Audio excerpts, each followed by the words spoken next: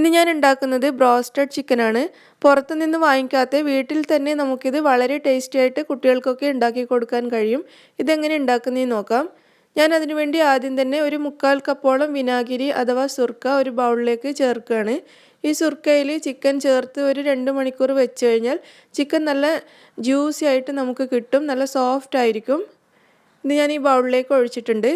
ഇനി ഇതിലേക്ക് ഒരു 1/4 ടേബിൾ സ്പൂണോളം ചുവന്ന മുളക് പൊടി ചേർക്കാം. ഇതിലേക്ക് ഒരു 1/4 ടേബിൾ സ്പൂണോളം തന്നെ ഉപ്പും ചേർക്കാം.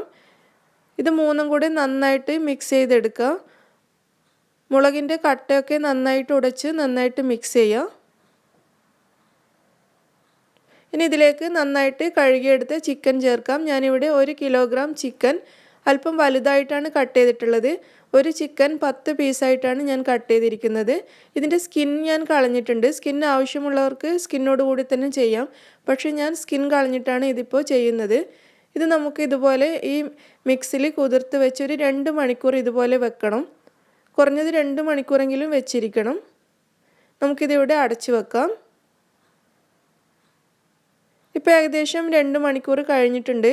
വിനാഗിരിയിലും മുളകിലും ഒക്കെ കിടന്ന് ചിക്കൻ നല്ല സോഫ്റ്റായി മാറിയിട്ടുണ്ട്. ഇനി നമുക്ക് ചിക്കൻ പൊതിയാനുള്ള പൗഡർ റെഡിയാക്കാം. അതിനുവേണ്ടി ആദ്യം തന്നെ ഒരു പാത്രത്തിലേക്ക് 1/2 കപ്പ് മൈദ ചേർക്കാം. ഇത് 1/4 കപ്പിൻ്റെ അളവാണ്. ഇനി ഇതിലേക്ക് 1/4 കപ്പ് കോൺഫ്ലോർ ചേർക്കാം. അതുപോലെ 1/4 കപ്പ് അരിപ്പൊടിയും കൂടി ചേർക്കാം. അരിപ്പൊടി പത്തിരിയുടെ പൊടി അല്ലെങ്കിൽ പത്തലിൻ്റെ പൊടിയൊക്കെ ഉപയോഗിക്കാം. നന്നായിട്ട് പൊടിഞ്ഞതായിരിക്കണം. ഇതിലേക്ക് 1 ടീസ്പൂൺ ഗാർലിക് പൗഡർ ചേർക്കാം. അതുപോലെ 1 ടീസ്പൂൺ ഒനിയൻ പൗഡറും കൂടി ചേർക്കാം. 1/2 മുതൽ 1/4 ടീസ്പൂൺ വരെ ബ്ലാക്ക് പെപ്പർ പൗഡർ, അതായത് കുരുമുളക് പൊടി, 1/2 ടീസ്പൂൺ ഉപ്പ്, 1/4 ടീസ്പൂൺ മുതൽ 1/2 ടീസ്പൂൺ വരെ ബേക്കിംഗ് സോഡ, ഇത്രയും ചേർത്ത് കൊടുത്ത് ഇത് നന്നായിട്ട് മിക്സ് ചെയ്തെടുക്കാം. ബേക്കിംഗ് സോഡയ്ക്ക് പകരം ബേക്കിംഗ് പൗഡർ വേണമെങ്കിലും യൂസ് ചെയ്യാം. ഇത് ഞാനിവിടെ നന്നായിട്ട് മിക്സ് ചെയ്തിട്ടുണ്ട്. ഇനി നമുക്ക് മറ്റൊരു പാത്രത്തിൽ ഒരു മുട്ട എടുക്കാം. ഈ മുട്ടയിലേക്ക് 2 ടേബിൾ സ്പൂണോളം പാൽ ചേർക്കാം. ഇത് രണ്ടും കൂടി നന്നായിട്ട് മിക്സ് ചെയ്തെടുക്കുക. ഒരു ഫോർക്കോ വിസ്കോ വെച്ചിട്ട് നന്നായിട്ട് വിസ്ക് ചെയ്യാം.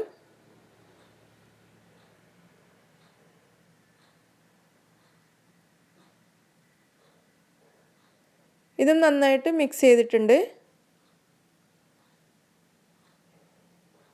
ഇനി നമ്മൾ നേരത്തെ റെഡിയാക്കി വെച്ച ചിക്കനിൽ നിന്നും ഓരോന്നെടുത്ത് അതിലുള്ള വെള്ളം മുഴുവനായിട്ടൊന്ന് തട്ടിക്കളഞ്ഞതിന് ശേഷം ഈ പൗഡറിലൊന്ന് മുക്കിയെടുക്കുക.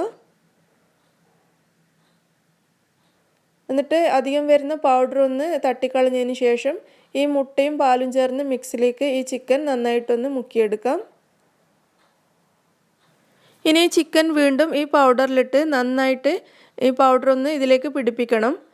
ചിക്കനിൽ കൈവച്ച് നന്നായിട്ട് പ്രസ് ചെയ്ത് പൗഡർ നന്നായിട്ട് എല്ലാ ഭാഗത്തും ഒരുപോലെ പിടിപ്പിക്കണം. എങ്കിലേ നമ്മൾ കടയിൽ നിന്നൊക്കെ വാങ്ങുന്ന ഒരു ബ്രോസ്റ്റഡ് ചിക്കൻ്റെ രൂപത്തിൽ നമുക്കിത് കിട്ടുള്ളൂ.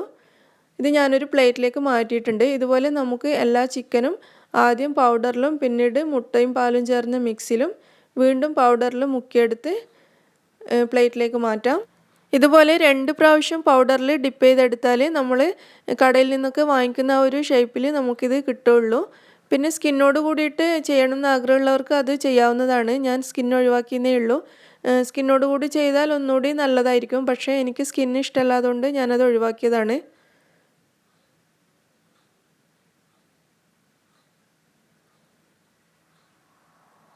ഇതുപോലെ നമുക്ക് എല്ലാ ചിക്കനും പൗഡറിലും മുട്ടയിലും മുക്കിയിട്ട് പ്ലേറ്റിലേക്ക് മാറ്റി വെക്കാം. അതിനുശേഷം നമുക്കിത് ഫ്രൈ ചെയ്യാൻ തുടങ്ങാം. ഫ്രൈ ചെയ്യാൻ വേണ്ടി ഞാനിവിടെ ഒരു പ്രഷർ കുക്കറാണ് എടുത്തിട്ടുള്ളത്. പ്രഷർ കുക്കറിൽ ഫ്രൈ ചെയ്യുകയാണെങ്കിൽ ഒന്നുകൂടി നന്നായിരിക്കും. അതല്ലെങ്കിൽ സാധാരണ ചീനച്ചട്ടിയിൽ വേണമെങ്കിലും ഫ്രൈ ചെയ്യാം. ഇതിൽ നന്നായിട്ട് ചിക്കൻ മുങ്ങിക്കിടക്കുന്ന രീതിയിൽ ഓയിൽ ഒഴിച്ചു കൊടുക്കണം.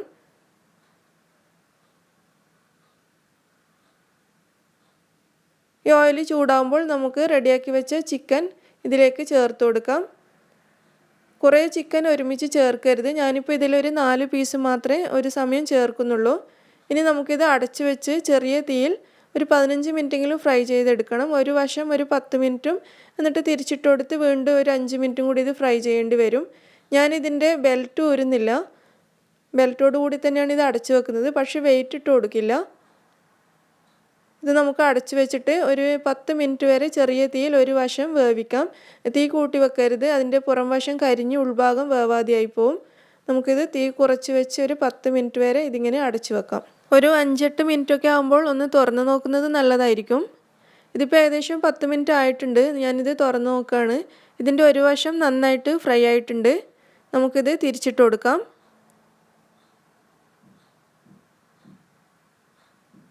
ഞാനിത് തിരിച്ചിട്ട് കൊടുത്തിട്ടുണ്ട്. നമുക്കിനി മറ്റേ വശവും കൂടി അടച്ചു വെച്ചിട്ട് തന്നെ ഫ്രൈ ചെയ്യാം.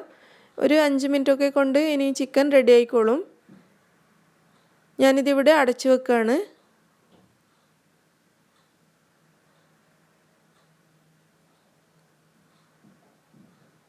ഏകദേശം 5 മിനിറ്റ് ആയിട്ടുണ്ട്. നമുക്കിത് തുറന്ന് നോക്കാം. ചിക്കൻ്റെ 2 വശവും നന്നായിട്ട് മൊരിഞ്ഞിട്ടുണ്ട്, നിങ്ങൾക്ക് കാണാൻ പറ്റുന്നുണ്ടാവും. ഇനി നമുക്കിത് ഓയിലിൽ നിന്നും മാറ്റാം. ഓയിലിൽ നിന്നും എടുക്കുമ്പോൾ കൂടുതൽ വരുന്ന എണ്ണയെല്ലാം ഒന്ന് തട്ടിക്കളയാം. ഇത് അധികം എണ്ണയൊന്നും കുടിക്കില്ല, വളരെ ചെറുതായിട്ട് മാത്രമേ ഇതിൽ ഓയിൽ ഉണ്ടാവുള്ളൂ.